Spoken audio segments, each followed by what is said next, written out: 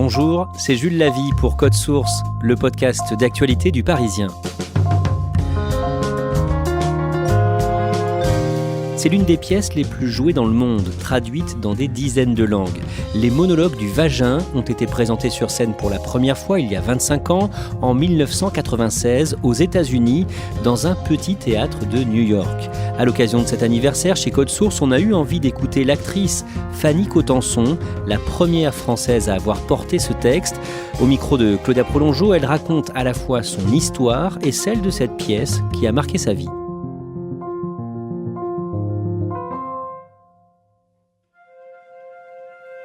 Rien ne prédestinait Fanny Cotenson à une carrière de comédienne. En tout cas pas sa famille. Son père, ingénieur géologue, travaille d'abord au Gabon, puis rencontre sa mère, institutrice, en Algérie. Ils ont un peu plus de 25 ans et donnent naissance à leur premier enfant, un garçon. La famille de Fanny rentre en France quand elle a 6 mois. Ils vivent d'abord quelques années à Biarritz, dont elle n'a que très peu de souvenirs, puis s'installent à Versailles. Là, elle se souvient d'une enfance heureuse et d'une première rencontre avec le théâtre. Ils m'ont emmenée à la Comédie Française quand je devais avoir 12-13 ans, à Molière. Et j'avais trouvé ça extraordinaire. Pour autant, Fanny Cotenson ne pense pas à devenir comédienne. Et quand on lui demande comment ça lui est venu, elle est un peu embêtée. J'ai jamais réussi à répondre à cette question, si ce n'est que je pense que le bonheur, c'est d'arriver à trouver l'endroit où on s'exprime le mieux. À 15 ans, j'avais une copine qui était rentrée en seconde au conservatoire de Versailles, puisqu'on habitait Versailles, conservatoire d'art dramatique, et j'ai passé le concours l'année suivante, et la première fois que je me suis retrouvée sur une scène, j'ai trouvé ma maison, quoi. La professeure de théâtre, qui est aussi l'actrice et metteur en scène Marcelle Tassancourt, a l'habitude à cette époque-là de prendre dans les spectacles qu'elle monte au Théâtre Montansier à Versailles certains de ses élèves. Elle propose à Fanny de jouer dans sa mise en scène de Ruy Blas. Plus les semaines passent, et plus Fanny Cotenson pense avoir trouvé sa voie. Elle en parle donc à ses parents. Ils sont allés voir Marcel Tassancourt, et ils lui ont dit, voilà, nous on n'y connaît rien, Fanny veut faire comédienne, est-ce que vous pensez que c'est possible ? Et elle a répondu, écoutez, d'habitude je dis non, mais là je dis oui. Voilà, c'est grâce à cette intelligence-là qui m'ont laissé libre. À 17 ans, Fanny Cotenson intègre les cours de théâtre de la rue Blanche, à Paris. Elle y reste pendant 1 an ou 1 an et demi, puis décide de se lancer. Elle joue d'abord beaucoup au théâtre. À 19 ans, elle informe ses parents qu'elle est indépendante et qu'elle n'a plus besoin de leur soutien financier. Puis vient le cinéma, avec notamment les comédies de Francis Perrin. En 1983, elle obtient le César de la meilleure actrice dans un second rôle pour sa prestation dans le film L'Étoile du Nord. La gagnante est Fanny Cotenson. Je suis très contente. Mais ça ne lui a pas laissé un souvenir impérissable. Bon, c'est toujours agréable de recevoir un César, et il paraît que c'est important, donc... non, je crois qu'il y a des choses plus importantes, des souvenirs de théâtre qui sont plus importants, par exemple, parce que le théâtre, c'est le présent. En 1999, Fanny Cotenson entend pour la première fois parler des monologues du vagin, une pièce écrite par Evensley après avoir mené des entretiens intimes avec plus de 200 femmes de tous horizons. Des jeunes, des âgés, des riches, des pauvres, des mères de famille, des dactylos, des PDG, des prostituées. Evensley, militante féministe américaine, décide ensuite de jouer ses entretiens sur scène, d'où le nom, les monologues du vagin. J'avais passé un été en Ardèche chez mes parents, et il y avait un copain, un ami qui était là, enfin un copain, et qui essayait de le monter. Il n'y arrive pas, et au mois de, octobre, novembre, peut-être désespérant un peu, il me le propose. Donc il me l'amène, je le lis, et je suis mais ébobie. Je suis transportée par ces textes. Mais dans le paysage français, personne n'est intéressé par ce texte qui donne la parole à des femmes sur un sujet encore très tabou. À l'époque, rien que le mot vagin choque. Il n'est d'ailleurs quasiment jamais employé. Un jour, ce même ami lui apprend qu'un théâtre en Belgique serait intéressé pour jouer la pièce. le théâtre de poche à Bruxelles. Théâtre que je connaissais parce que quand j'avais 20 ans, mon petit ami de l'époque avait créé un spectacle qui s'appelait Bent, qui était l'histoire du triangle rose des homosexuels pendant le nazisme. Et c'était une histoire d'amour absolument splendide entre deux hommes. Pièce qui, pareil, n'arrivait pas à se monter en France. De toute façon, les Belges, ils sont beaucoup moins coincés qu'en France. Donc, en l'espace de 3 jours, j'ai accepté, évidemment. Fanny propose donc au metteur en scène Tilly de monter ce spectacle avec elle au théâtre de poche à Bruxelles. Il accepte tout de suite et à partir du mois de mai 2000, les places se vendent comme des petits pains. La pièce débute par son entrée en scène sans que les lumières se soient éteintes. Elle s'installe, regarde le public et attend qu'il la remarque et se taise. Puis elle commence. Vous êtes inquiet, hein? Vieux comme le monde et plein de grâce. Qui avait la fraîcheur et l'innocence d'un magnifique jardin anglais. C'était drôle, très drôle, ça m'a fait rire. Je pouvais jouer à cache-cache avec, l'ouvrir et le fermer. C'était comme une bouche. Et là, l'idée m'est venue tout à coup que c'était moi, que c'était mon vagin. Le soir de la première, elle est surprise par les réactions. Vraiment, on a monté ça tous les deux comme quelque chose, en fait, d'extrêmement sérieux, militant. Et le jour de la première, les gens mais riaient tellement à certains moments. C'était très, très troublant. Le spectacle, il était autant sur scène que dans la salle. Ça, j'en avais tout à fait conscience. Et donc, à partir de ce moment-là, j'avais vraiment un souci absolu de garder toujours cet engagement. Parce que, par exemple, cette histoire de cette vieille dame qui était une femme fontaine, et qui raconte sa première expérience, à partir de là, elle a fermé la cave, comme elle dit. Et c'est très drôle parce qu'après, elle raconte ses rêves et tout ça. Et elle dit à la fin, vous êtes contente, hein?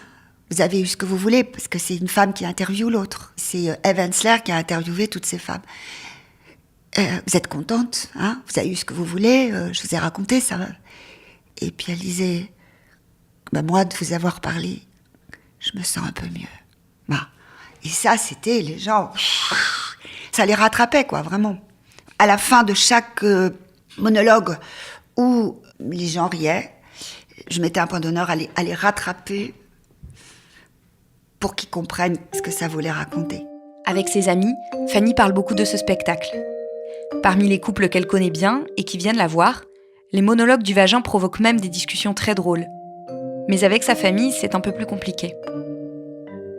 Ma maman, non. Elle a tout de suite pigé, mais mon père, j'ai jamais pu lui dire. Enfin, c'était très, très difficile de prononcer le mot vagin devant lui. Pour une génération de certains hommes, c'était un mot très difficile à entendre. Donc, on n'en a jamais parlé. Je pouvais pas lui dire. Je vais jouer le monologue du vagin. Et puis, un jour, il est venu à Bruxelles pour s'occuper de mon fils. Il l'a amené là-bas pour qu'il puisse être un peu avec moi une semaine. Il a fini par y aller et il était au milieu de la salle avec les spectateurs éclairés et je voyais que lui. Et à la fin du spectacle, il y a un copain qui était là et qui a demandé à mon papa que j'adore. Hein. Mon papa, je l'aime vraiment beaucoup, beaucoup. C'était vraiment un homme merveilleux. Et il a dit Fanny est exceptionnelle, comme d'habitude. Mais il n'a pas parlé du spectacle. Non, je pense que c'était pas possible pour lui. Quand en France on constate le succès du spectacle et ce qu'il provoque chez ceux qui vont le voir, on se dit que finalement, ça pourrait être intéressant de le présenter ici aussi. Le premier à sauter le pas, c'est le Théâtre Fontaine, dans le 9e arrondissement de Paris, en juillet 2000. Cette fois, il faut affronter l'accueil des critiques français. J'ai fait Canal, et puis j'ai fait France 3 Régions. C'est à peu près tout. Hein. À des radios. Oui, j'ai fait des radios quand même. Et j'ai eu droit à quand même 3 colonnes à la une du Figaro, d'un mec qui ne s'est pas illustré ce jour-là, démolissant alors qu'il n'avait ni lu, ni vu. Donc il avait dit « Oyez, braves gens, sur les murs de Paris, il y a une affiche Ah, c'était la mienne. Et bientôt, vous allez la voir, qui va polluer vos... Voilà. Enfin, c'était horrible. 3 colonnes. Après cet épisode, d'autres journalistes viennent et le spectacle multiplie finalement les critiques élogieuses. Puis il change de théâtre et passe à l'Européen, près de la place de Clichy, à partir de septembre. Fanny se souvient des femmes qui viennent la voir à la fin des représentations. Souvent, les femmes qui, par exemple, avaient subi un viol ou un inceste, et malheureusement, il devait y en avoir beaucoup, elles avaient du mal à formuler les choses, mais j'en ai eu un certain nombre qui sont venus, qui m'ont prise, serré très fort dans les bras et sont partis. Et ça, c'est beaucoup arrivé. Oui. D'autres quittent la salle en plein spectacle, mais cela reste très rare. Il y a eu très peu de personnes qui sont sorties, hein. Mais à l'Européen, il y en a un jour 2 qui sont sortis, enfin un couple qui est sorti. Je pense que c'est le mari qui a amené sa femme, qui l'a amené à sortir. Vous voyez comment c'est, l'Européen, ils ont été obligés de passer devant moi, quoi. Et à ce moment-là, c'était trop drôle, je me suis arrêtée. Puis je les ai regardés passer comme ça, un peu provocante, et tout le monde rigolait, quoi. Il y a très peu de spectacles où je me suis sentie tellement sûre de moi. Je savais que j'étais là où je devais être, que je disais ce que je voulais dire. On pouvait me critiquer, j'avais aucun doute. Vraiment, j'étais sûre de moi. Entre mai et septembre 2000, Fanny Cotenson joue les monologues du vagin environ 150 fois. Puis elle arrête. Elle ne veut pas dire pourquoi. Mais 25 ans plus tard, ce texte garde une place très particulière dans sa carrière. Quand j'ai lâché les monologues, je savais que de toute façon ça continuerait et qu'il y aurait autant de vagins qu'autant de spectacles. Donc je trouve c'est normal, ces paroles sont magnifiques, salvatrices, voilà. Si je l'ai fait, si j'ai accepté, c'est parce que j'ai eu, comme beaucoup de jeunes femmes, des difficultés dans ma vie de jeune femme. Je vais raconter une anecdote. Je ne sais pas si vous avez lu Histoire de fille d'Annie Ernaux. Dans son livre Mémoire de fille, paru en 2016, Annie Ernaux raconte sa première expérience sexuelle. Elle voulait avoir une histoire avec cet homme, et quand la relation a lieu, elle ne dit pas non. Mais cette expérience s'avère finalement traumatisante, et la rend malade pendant 2 ans. Un jour, Annie Ernaux fait un colloque, j'y suis, je l'écoute avec un amour infini. C'est une femme vraiment tellement merveilleuse. J'avais déjà lu un livre en public d'elle, donc elle me connaissait. Et donc je vais vers elle une fois que tout le monde est parti pour lui dire bonjour. Et j'ai dit bonjour Annie. Ah, elle me fait Fanny, comment allez-vous? Et puis tout d'un coup, je lui dis, je voulais vous dire, j'ai lu votre livre. Et là, j'éclate en sanglots. Et elle me dit, c'est pas grave Fanny, vous n'êtes pas la seule. Alors c'est vrai qu'on fait partie d'une génération, elle et moi, où on parlait pas de ça. Mais bon, est-ce qu'on en parle beaucoup plus aujourd'hui? Oui, on en parle plus, mais il y a encore une omerta terrible. Et qu'il y a une honte de la part des filles de raconter si elles ont eu des histoires pas terribles et compliquées, et douloureuses surtout. On parle beaucoup de sexualité depuis déjà pas mal d'années, avec la libération de la femme, etc. Mais je trouvais qu'on n'en parlait pas très bien. Et avec #MeToo, on se rend compte qu'effectivement, on n'en parlait pas très bien. Et dans les monologues du vagin, je trouve qu'on commençait vraiment à en parler un peu mieux. D'une manière un peu plus intime, un peu plus vraie, un peu plus... différente du porno. Et aujourd'hui, quand il y a des femmes qui m'arrêtent dans la rue, généralement, ce sont des femmes qui ont vu les monologues. Claudia, pour de nombreuses femmes, cette pièce a eu beaucoup d'importance? Oui, parce que c'est une pièce qui a permis déjà de mieux connaître le sexe féminin, de prendre conscience que ce qu'ont subi certaines femmes, je pense notamment au viol, sont réellement des traumatismes et qu'il faut les prendre en compte. Il y a une journaliste qui s'appelle Moira Sauvage qui a consacré un livre à la manière dont les monologues du vagin a changé la vie des femmes.